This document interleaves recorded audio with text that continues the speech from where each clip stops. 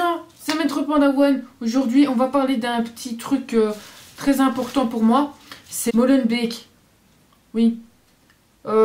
J'ai envie de vous apprendre un peu que ici, il n'y a pas que des terroristes, il n'y a pas que des étrangers. C'est une commune de Bruxelles, mais voilà, il y en a partout des étrangers. Et encore, je pense pas qu'on peut dire étrangers, puisqu'ils ont la nationalité belge pour la plupart. Et j'aimerais bien qu'on fasse le point sur la commune de Molenbeek. Comme ça, au moins peut-être que vous apprendrez certaines choses et que vous apprendrez à ne plus faire des caricatures ou des stéréotypes ou tout ce que vous avez envie sur Molenbeek, parce que c'est une belle commune et je vais vous apprendre un peu plus sur cette commune. Pour commencer, Molenbeek est une des 19 communes de Bruxelles. Donc, Bruxelles, c'est la capitale de la Belgique. Bon, je pense que tout le monde le sait. C'est la capitale de la Belgique et la capitale de l'Europe. Donc, je pense que dans l'Europe, il y a beaucoup de pays où il y a énormément d'étrangers, entre guillemets. Mais il y a une raison pour laquelle il y a beaucoup d'étrangers dans beaucoup d'endroits. Pour expliquer un peu, Molenbeek, en janvier 2015, donc en janvier de l'année passée, comptait à peu près 96 000 habitants. Pourtant, c'est pas une commune super grande. Bon, voilà. 96 000 habitants sur une superficie de 5,8 km². Vous allez me dire, c'est pas grand chose, 5,8 km², mais c'est beaucoup quand même. Pour une petite ville comme Bruxelles, pour un petit pays comme la Belgique. Elle est limitrophe, donc elle est limitrophe à plusieurs communes qui sont Bruxelles, donc Bruxelles capitale, là où vous pourrez trouver la Grand Place par exemple, qui est Bruxelles capitale, donc Bruxelles ville même, le centre. Anderlecht, où bah, là vous allez trouver le shopping d'Anderlecht, ou le parc Astrid, Berchem-Saint-Agathe, où là vous allez trouver aussi des shoppings, vous allez trouver un Basic Fit aussi, au passage. Kuckelberg, où là vous allez trouver Basilique de Kuckelberg, qui est une très belle basilique évidemment, où je crois que mes parents sont mariés là. Je suis pas sûre, mais moi je veux me marier là. Et la commune de Jette. Et toutes ces communes-là comptent aussi beaucoup d'étrangers. La commune a connu des vagues migratoires. Donc c'est-à-dire que la commune a connu des moments où il y avait eu beaucoup plus d'étrangers qui y sont arrivés et des moments où ben, c'est le calme plat, où il n'y a personne. Mais ça a commencé dans les années 1800 où ben, la commune a commencé à voir l'installation des Belges qui sont francophones et néerlandophones. Au siècle suivant, donc en 1900, à partir de 1900 en tout cas, il y a eu des communautés qui ont suivi. Mais ce n'étaient pas des étrangers, comme on en parle tout le temps, comme stéréotype de étrangers, c'est des Marocains et tout ça. C'était principalement des Italiens, des Espagnols, des Portugais, des Européens en fait. C'est en fait, dans la tête des gens, un étranger est une personne d'origine maghrébine. Sauf qu'un étranger vient de tout autre pays. Comme par exemple un Belge va en France, on est considéré comme étant des étrangers. Tout autant quand un Français vient en Belgique. Maintenant, dans la tête des gens, je trouve ça stupide, personnellement, que un étranger, ça soit quelqu'un qui vient d'un pays maghrébin ou d'un pays, d'un pays non européen.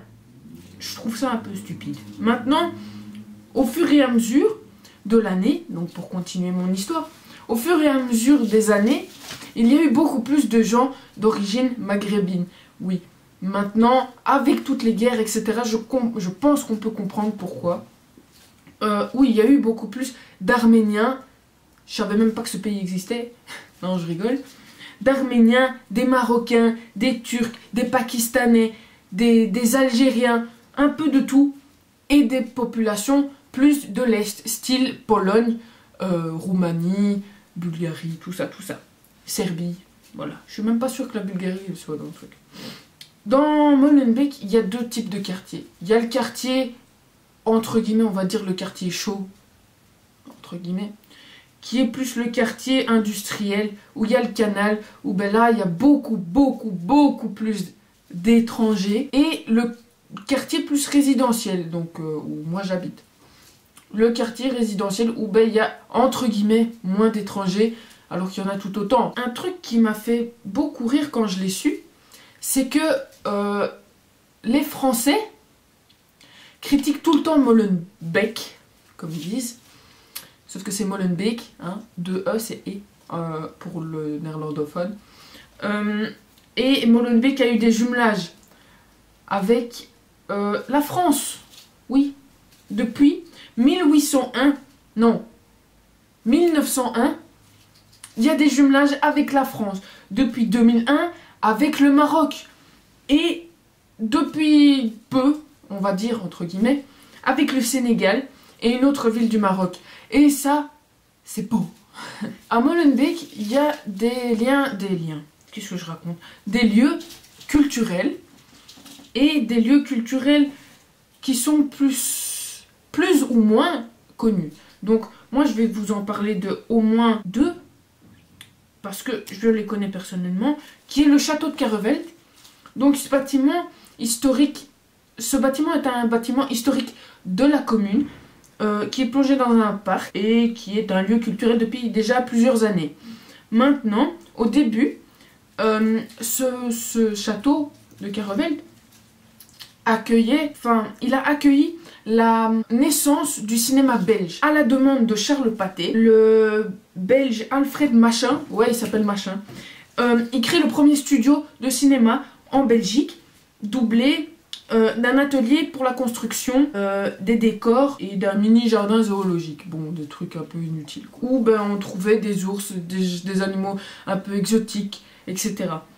L'endroit a pu voir comme film naître, entre guillemets, La fille de Delft. Je n'ai jamais regardé ce film, mais je pense que je vais le regarder pour essayer de vous faire une petite critique sur ce film.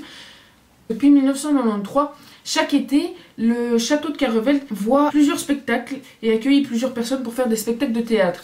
Mais depuis 1999, ouais, ça va faire presque 10 ans, presque dans 3 ans quoi,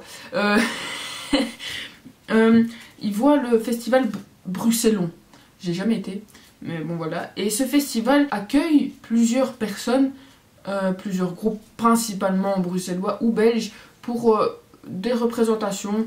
Et je crois que ça dure 3-4 jours, un truc comme ça, mais je ne suis pas sûre. Je vais me renseigner. Le deuxième endroit de Bruxelles où j'ai été pour faire des formations, personnellement, c'est l'école du cirque de Bruxelles. Comme dit le nom, c'est l'école du cirque de Bruxelles. Et c'est à Tour-et-Taxi, où ben, vous pouvez aussi trouver le festival Couleur Café. Vous pouvez aller voir le lien de la vidéo dans la description. J'ai envie aussi vous parler du fait de Molenbeek et le terrorisme. Parce que, oui, on a eu plusieurs personnes qui vivaient à Molenbeek et qui ont eu un impact important sur les attentats de Paris. Maintenant, il n'y en a pas qu'ici, il n'y en a pas qu'à Molenbeek.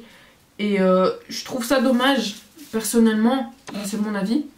Et je pense que mon avis ne plaira pas forcément à tout le monde, mais je trouve ça dommage que, justement, comme beaucoup de personnes qu'on a interpellées ou tuées, entre guillemets, viennent de Molenbeek, ça y est, ben, Molenbeek c'est devenu la commune du terrorisme. Eh ben non, je suis pas d'accord avec ça. Oui, il y a une grande masse d'étrangers et allez, on va pas dire étrangers, on va dire, il y a une grande masse de population à religion musulmane. Maintenant, la religion musulmane ne dit pas terroriste. Alors j'aimerais quand même, s'il vous plaît, si vous avez regardé la vidéo jusqu'ici, préciser que ce n'est pas que terrorisme et musulmane et islam n'est pas la même chose. Alors s'il vous plaît, j'aimerais que vous arrêtiez. La vidéo est finie. J'espère qu'elle vous aura plu. C'est une petite tentative. Bon, évidemment, elle ne sera pas parfaite cette vidéo, mais je tenais à donner mon avis et à ce que vous connaissiez certaines choses sur Molenbeek. Et sur ce, n'hésitez pas à mettre un petit pouce bleu en dessous de cette vidéo, de regarder toutes mes vidéos, parce que bon voilà, ça fait toujours plaisir de voir des gens qui regardent mes vidéos. N'hésitez pas à commenter, à me dire de quoi vous voulez que je parle, parce que j'aimerais bien vous faire un peu plus souvent des vidéos culture entre guillemets. Et n'hésitez surtout pas à vous abonner Sur ce, bonne année 2016, plein de joie, plein d'amour et tchuss les gens.